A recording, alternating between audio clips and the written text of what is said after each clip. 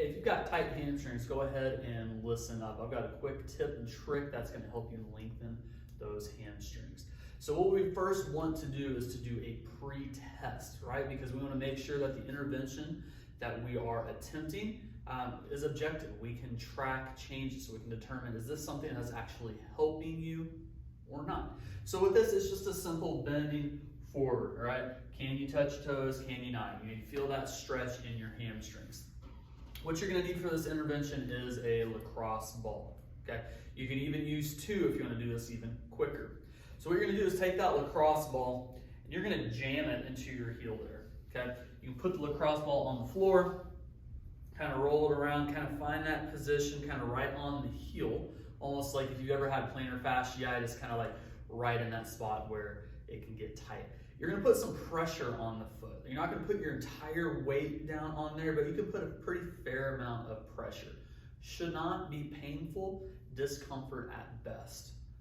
From there, you can hold that for 1 to 2 minutes. You can even go a little bit longer if you want to. Again, you can use 2 lacrosse balls. Do the same thing on both feet. And then what you're going to do after that is you're going to go ahead, retest that movement. Now, if you're like a lot of other people in this world, you're going to note a pretty big improvement. Why? All we did was shove a lacrosse ball in your feet. Well, the answer is fascia. Fascia is this term that gets thrown around a lot.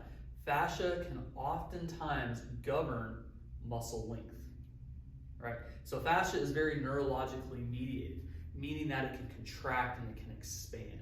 This fascia is held on the outside of muscles. So as your nervous system has a higher degree of tone or irritability level, that fascia will actually contract.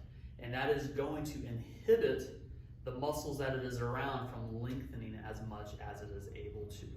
And so this is a quick way to put in some sensory input into your nervous system, send it some calming signals. If the fascia really does have high tone, it's going to send it messages to relax. So then those hamstrings are actually able to stretch a pretty good amount. And so after this is a very passive technique. If you want to own the technique or own the range of motion versus renting the range of motion, you should follow this up with an active exercise, something where you're using those hamstrings throughout the entire length. So something like a RDL would be super appropriate. So hope this is helpful for you. Give it a try or reach out with any questions.